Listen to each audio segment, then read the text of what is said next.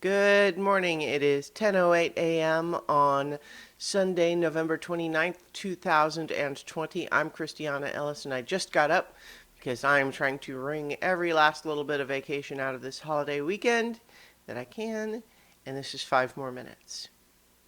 So, yeah, definitely been like making sure to just like sleep in as much as possible the last couple of days.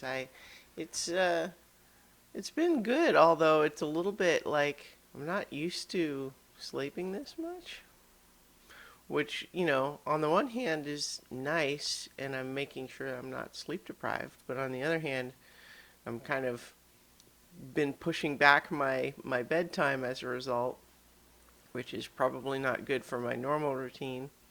Yeah, and also it just makes me vaguely suspicious of like what's going on. I mean, it's not really a problem. I don't think anyone should worry. I'm not worried. But it's more a matter of like, well, I'm gonna have to go back to work tomorrow. I won't be able to sleep until 10 tomorrow. But yeah, um, I thought that I might resume the cartoon rewatch this week, and then kind of just didn't feel it again.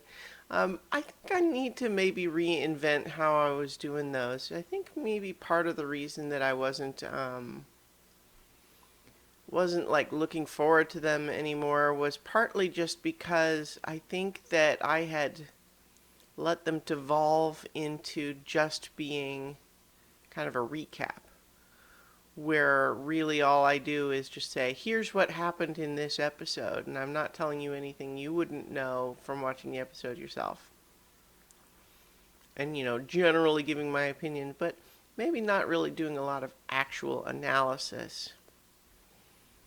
So, like, maybe that's part of the issue is that, like, the rewatches originally started because I was wanting to say, I did them for, Avatar: The Last Airbender, and what I was wanting out of that was to not just recap them, but to try to think about what is it about the storytelling in there that makes it so effective.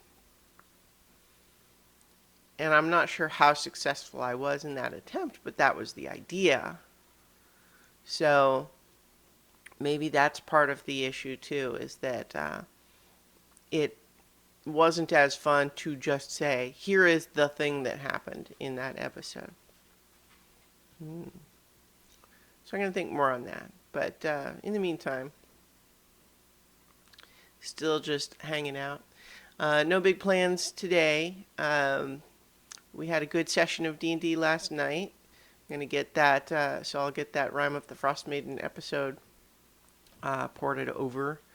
Um, and yeah, and so today I'm just probably going to watch a few more movies, playing a little bit more Witcher 3. I'm trying to, Witcher 3 is another good example of something where my stated intention versus my actual behavior seems different.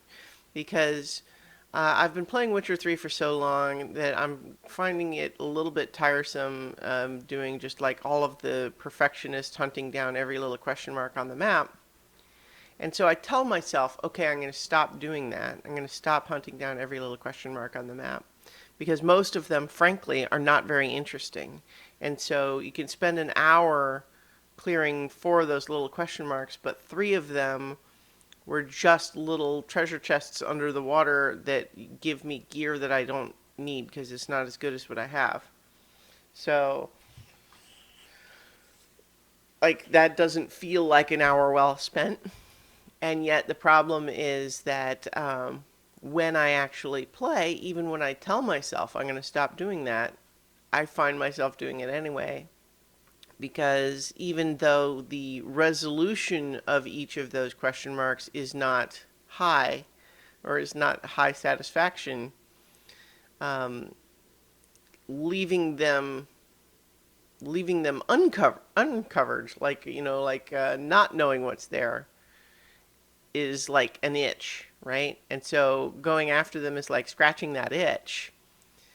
So there's an element of in, um, not Because it's not reinforcement, it's just, I guess, enforcement.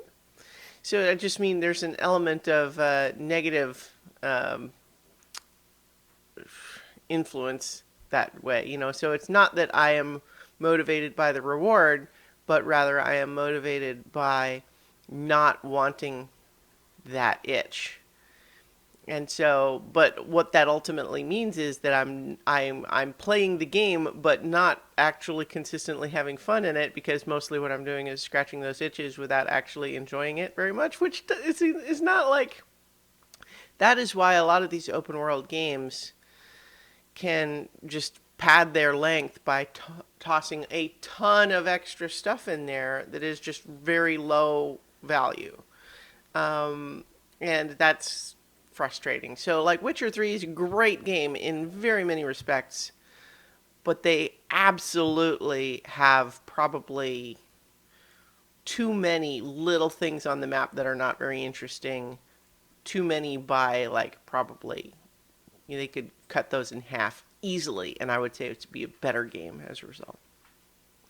Anyway, I'll probably leave it there, and I will talk to you tomorrow for 5 more minutes.